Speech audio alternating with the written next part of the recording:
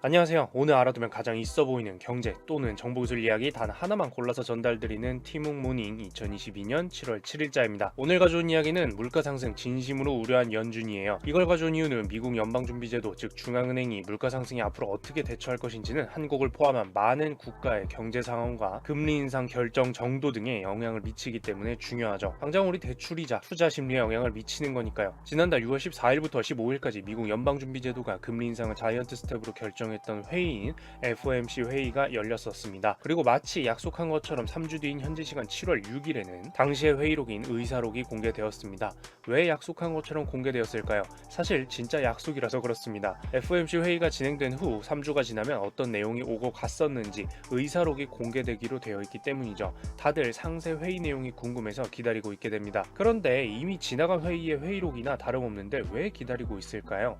예를 들어 지난 6월처럼 0.75%포인트 금리 인상을 하는 자이언트 스텝을 결정했다면 혹시 1%포인트 금리 상승을 시키고자 하는 의견도 어느 정도 있었는데 0.75%포인트만 금리 인상을 한 것인지, 아니면 0.5%포인트 금리 상승만 시켜도 충분할 것 같다는 의견도 적지 않았는데 0.75%포인트 상승시키자는 의견이 조금 더 다수라 자이언트 스텝으로 결정난 것인지에 대해 따라서 의견의 정도가 다르기 때문이에요. 앞의 경우에는 엄청난 금리 인상에 대한 의견이 그만큼 많았으니 그 다음인 7월에도 최소 자이언트 스텝을 다시 할 가능성이 높겠죠. 후자의 경우에는 5월 물가지표가 워낙 나빴어서 일시적으로 자이언트 스텝을 선택할 수밖에 없었을 뿐, 연방준비제도의 대부분이 0.5%포인트 금리 인상이 빅 스텝 정도면 충분하겠구나 생각한 거니까 다음에는 또 자이언트 스텝 하기보다는 그거보다 상황이 나은 빅 스텝 가능성을 높게 점쳐볼 수도 있는 겁니다.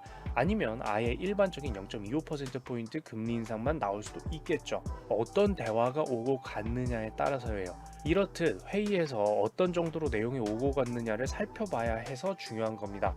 어떤 생각 끝에 그 말이 나왔는지가 더 정밀한 미래 예상을 해볼 수 있기 때문이죠.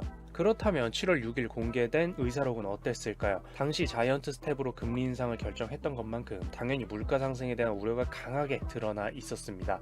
결론부터 얘기하자면 미국 연방준비제도는 인플레이션 즉 물가 상승의 정도를 계속되게 두어선 안 되기 때문에 금리 인상을 단호히 이어갈 것이라고 봐야겠습니다.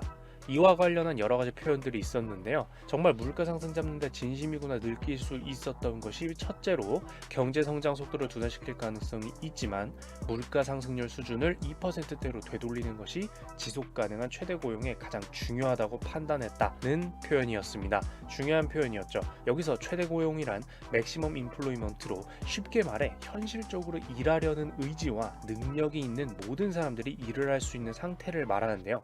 명확히 수치상 딱 이 정도면 최대 고용 맞아 라고 할 수는 없지만 이 정도면 현실적으로 일하려는 사람들은 다 일하고 있는 상태를 장기적인 관점에서 만들려면 단기간에 경제 성장이 좀 둔화가 되더라도 물가부터 잡는 게 맞다라는 말이에요. 즉 근본적으로는 경제를 망가뜨리는 게 아니라 경기 침체가 오더라도 장기적인 관점에서는 경제의 체력이라고 할 수 있는 이 고용시장까지 고려를 했을 때 물가가 잡힐 때까지 금리 인상을 하는 것이 더 이롭다라고 판단을 하고 있다는 겁니다.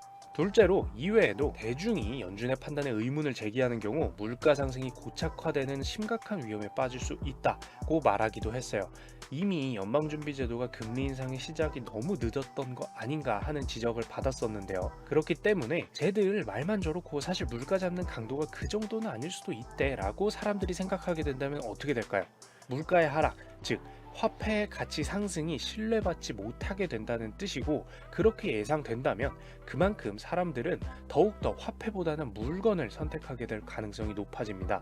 결국 많은 정책을 펼침에도 불구하고 물가가 그만큼 잡히지는 않는 상태가 될 수 있다고 연방준비제도가 우려하는 거죠. 그래서 뭐다? 물가 잡을 것이란 행보는 보여줄 때 보여줄 것이다 라고 봐야 되는 거예요. 누가? 연방준비제도가. 뭘로? 금리 인상으로.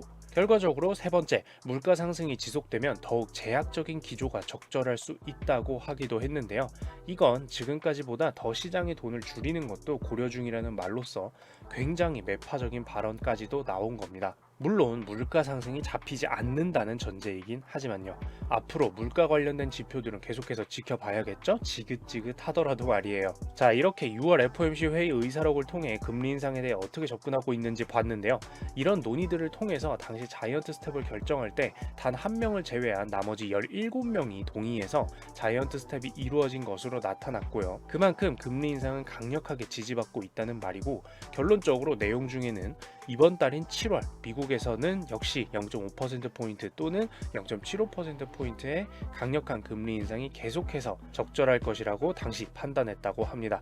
일반적인 금리 인상을 상회하는 금리 인상이 연속돼서 나올 수 있다고 봐야겠죠. 물론 의사록 공개 전에도 현재는 0.75%포인트의 금리 인상, 즉 자이언트 스텝이 2번 연속으로 이루어질 수 있다고 고려하고 있었기 때문에 의사록 내용과 그 뉘앙스는 현재 시장의 예상에서 크게 벗어나지는 않는 상황이다 라고 염두에 두시면 될 것 같습니다. 예전 영상에서도 한번 말했지만 연말까지 한 3%에서 3.25% 정도로 미국의 금리가 결정나지 않을까 수준에서 이번에 얼마하지 다음에 얼마하지 정도를 계산해보면 그 정도가 나왔으니까요. 자, 오른쪽 위에 관련 영상은 걸어 놓을게요. 정리하자면 6월 회의의 내용은 빅스텝 또는 자이언트 스텝이 연속될 수 있고, 물가 상승을 잡으려면 경제 성장률 좀 떨어지는 건 인정하기로 하는 모습을 보였다는 거였습니다.